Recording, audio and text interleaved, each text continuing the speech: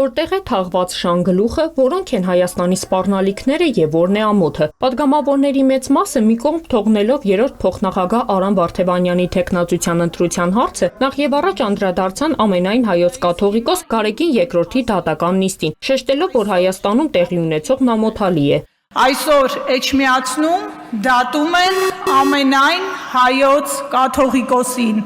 մեր հոգևոր հորը, մեր եկեղեցու առաջնորդին։ Սա հիրավի խայտառակություն է ու չլսված մի բան։ Սա ոտնձգություն է ոչ միայն հայ առաքելական եկեղեցու անկախության, այլև Հայաստանի սահմանադրության նկատմամբ, որտեղ շատ ուղիղ սևով սպիտակի վրա գրված է, որ քաղաքական իշխանությունը իրավունք չունի միջամտել հոգևոր իշխանության գործերին։ Քաղաքացիական պայմանագիր խմբակցության падգամավոր Արթուր Հովհաննիսյանը արձագանքելով քննադատությունների միտքը սկսեց Կտրիչ Ներսիսյանի ղեկավարության պարտահայտությամբ, ինչի արդյունքում դահլիճում մթնոլորտն էլ ավելի շիկացավ։ Հարգելի գործընկերներ, դուք հիմա խանգարում եք ելույթ ունեցողին։ Ես ենթադրում եմ, որ եթե դուք շարունակեք նման կերպ, քաղաքացիական պայմանագիրն էլ կարող է ասենք ամեն անգամ ինչ որ բան ասեք, դուրները չկա նույնը անել։ Ուր կհասնենք մենք այդպես։ Մի տեղից բղավեք։ Խնդրում եմ ուշադիր լինել, որովհետև կրկնում եմ, եթե մենք գնանք այս տրամաբանությամբ, այս ազգային ժողովի դահլիճը վերաբացվելու է անընդհատ այս սրահ։ Իր ելույթում Հովհաննիսյանը շեշտեց, որ եկեղեցին սկսել է խառնվել Հայաստանի Հանրապետության ներքաղաքական եւ արտաքին քաղաքական հարցերին, եւ բացի դա եկեղեցու երկու պաշտոնյա խախտել են կուսակրոնության ուխտը։ Եվ հաշվի առնելով, որ այս նշածս հանգամանքները խարխլում են պետության հիմնասյուները, մենք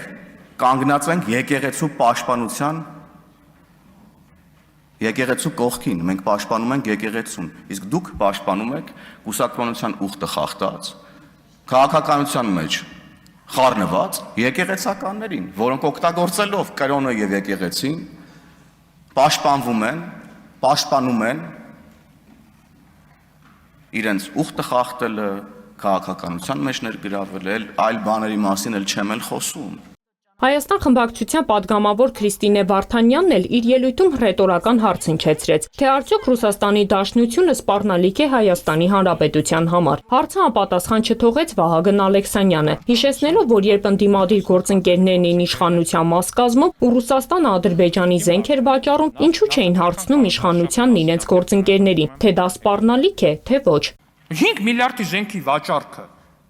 սպառնալիք էր, թե սպառնալիք չէր։ Ձեզ եմ հարցնում հիմա տիկին Վարդան։ Իմ համար ակնհայտ է, որ սպառնալիք էր։ Ակնհայտ է, որ սպառնալ։ Բա ո՞նց եք դիմագրավել այդ սպառնալիքին։ Ասեմ ո՞նց եք դիմագրավել այդ սպառնալիքին։ Ձեր եւ հանրապետական խմբակցության գործընկերները ասել են դա բիզնես է։ Այտենց եք դուք դիմագրավել այդ սպառնալիքին։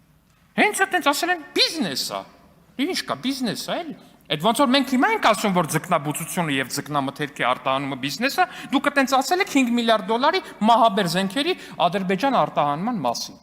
Օրվա երկրորդ կեսին ուժեղ Հայաստան խմբակցության падգամավոր Սյուզաննա Ավետիսյանը հայտարարեց, որ լքելու են դահլիճը, մասնակցելու Գարեգին Բ-ին առնչվող գործի դատաքննությանը, իսկ դահլիճում մնացի միայն ելույթի համար հերթագրված падգամավորները։ Քանի որ ելույթների համար մեծ թվով падգամավորներ էին հերթագրվել եւ ելույթները դեռ չեն ավարտվել, խորհրդարանը հարցի քննարկումը կշարունակի նաեւ հաջորդ շաբաթ։ Լուիզա Սարգսյան, Հորիզոն։